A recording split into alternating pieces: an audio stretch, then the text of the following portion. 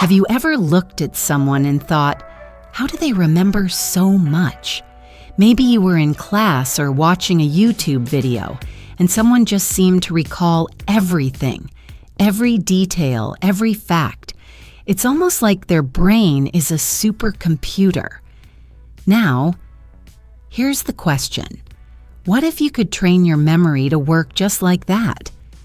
In today's episode, we're going to talk about how Japanese students, yes, real Japanese school kids, learn and remember huge amounts of information, and how you can apply the same methods to your own English learning. So if you've ever forgotten a word just after learning it, or if you keep struggling to remember grammar rules, stick with me. Because today we're diving into the powerful learning habits that can change everything for you. This topic matters more than you think, because when you know how to remember, you start learning faster, you feel more confident, you stop wasting time reviewing the same thing again and again. And the best part? These techniques aren't just for school. They help with speaking, listening, reading, everything. By the end of this episode, you'll understand what makes Japanese students some of the most consistent and focused learners in the world. And more importantly, you'll know exactly how to use those same strategies in your English journey. So grab your notebook, or just listen carefully, and let's get into it. Let's begin with the basics. In Japan, school is serious. Kids go to school from morning until late afternoon, and many even go to juku, extra school, in the evenings or on weekends. That's a lot. But what's interesting isn't just the time they spend, it's how they use it. Japanese students are trained from a young age to review their lessons again and again. Repetition is not boring for them. It's normal. It's part of the culture. And it's one of the biggest reasons they can memorize so much. Repetition, spaced over time, actually makes the brain stronger. And that's the first big idea. Repetition is power. But only if it's used the right way. You've probably heard this phrase before. Spaced repetition. But what does it really mean? Well, imagine learning a new English word on Monday. If you see it again on Tuesday, and then again on Friday, and then next week, your brain says, oh, this must be important. It starts to build stronger connections. That's spaced repetition. Japanese students use this without even thinking about it. Their textbooks and tests are designed to bring back old material again and again, not just once, not just in a single test, but all year. So if you want to remember what you learn, you have to revisit it. Not every day, but at the right time. That's the trick. Your memory is not fixed. It's more like a muscle. The more you use it, the stronger it gets. But here's the secret. Just reading something isn't enough.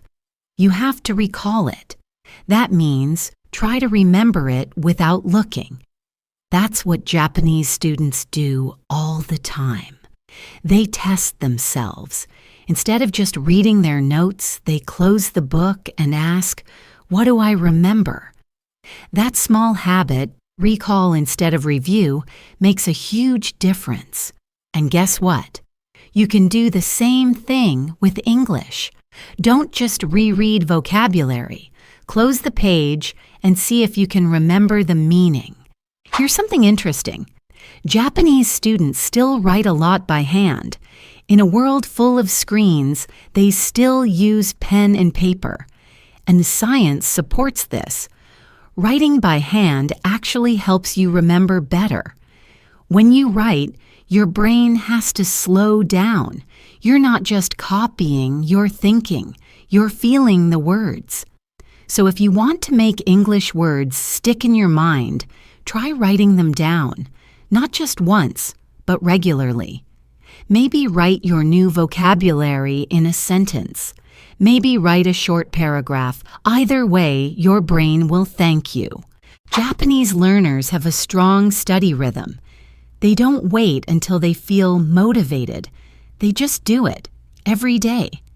And that daily rhythm creates a kind of mental discipline. For you, that could be as simple as 10 minutes of English review each morning, or listening to this podcast every evening. The point is, you don't need hours of study. You just need consistency. That's what makes a memory strong, not one big effort, but small, regular actions. Flashcards might sound old-fashioned, but Japanese students still use them. And they work. But here's the thing. It's how you use them that matters. Instead of flipping through hundreds of cards, focus on the few you keep forgetting. Spend more time on your weak spots and less on what you already know. That's what spaced repetition apps do, like Anki or Quizlet. But even if you use paper cards, you can still follow this idea. Focus more on your mistakes. That's how you grow. You might be wondering, how do they stay so focused? The answer is both cultural and personal. In Japan, there's a strong idea of gambaru, which means to do your best, to never give up, even when it's hard. This idea pushes students to keep going, even when they're tired or bored. And while we're not in Japan, you can still bring that same spirit into your English learning. You don't have to be perfect. You just have to keep showing up.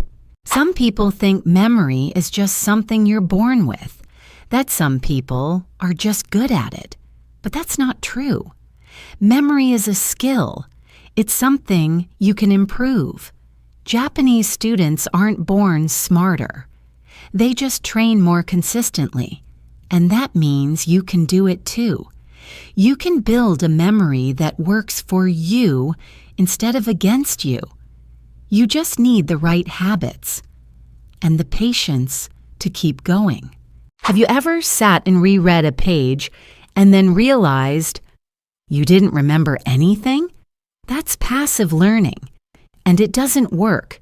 Japanese students often review by writing summaries, teaching others, or testing themselves.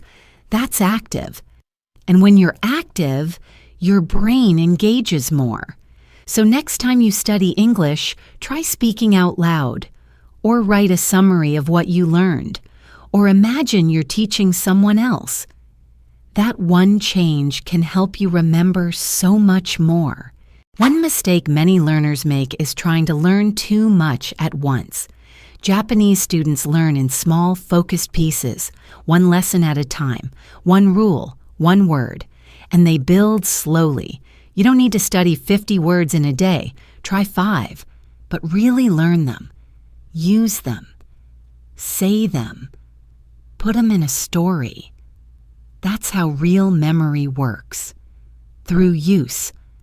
Not just exposure. Here's something fascinating. Our brains remember emotion much better than facts. That's why Japanese teachers often use stories, visuals, or funny examples to help students remember. If you learn the word regret in a boring sentence, you'll forget it. But if you hear it in a sad love story, it sticks. So when you learn English, try to connect new words to feelings, pictures, or situations. That makes them stick deep in your memory. You didn't expect this one, did you? But sleep is one of the most powerful tools for memory. Japanese students often go to bed early, especially during exam season. They know that sleep helps the brain organize and protect new information. If you study before bed, just a short review, your brain will actually remember more in the morning. It's like free learning while you sleep. Environment matters. In Japan, many students create clean, simple study spaces. No distractions, no phones, no noise. Just a desk, a book, and focus. You don't need to live in Japan to do the same. Find your own focus zone. Maybe it's your kitchen table. Maybe it's a quiet cafe. Just make it yours. The brain starts to associate that place with learning, and memory gets stronger there. In Japanese schools, there are regular review days, whole lessons just for going over old material. Not tests, just practice. That's something you can do too. Maybe every Sunday you look back at the English you studied that week. What do you still remember? What needs more review? That simple habit keeps your memory sharp and prevents forgetting. Many people think memorization means repeating the same thing over and over, but that's not enough. Japanese students use a strategy. They plan when to review, what to focus on, how to test themselves. That's what you need too. Not more time, but better strategy. Think about your English like a puzzle. Each word you remember makes the picture clearer. Motivation is great, but it doesn't last forever. Japanese students rely on something stronger: discipline. They don't ask, "Do I feel like studying today?" They just do it. And over time, that builds confidence. If you can study even when you don't feel like it, you're winning. You're training your brain to stay strong. So, can you really remember everything like Japanese students? Maybe not everything, but you can train your brain to remember more, faster, and longer. You can build routines, use spaced repetition, review actively, sleep well, and stay disciplined. And little by little, English will stop feeling difficult. It will feel natural, like a part of you. Here's your next step. Don't try to change everything today. Start with one thing. Maybe review your vocabulary at night, or write by hand once a day. Pick something small and do it every day for a week. That's how change begins. And remember, you're not alone. I'm here with you every step of the way. Keep listening, keep learning, and keep going. Your memory is stronger than you think.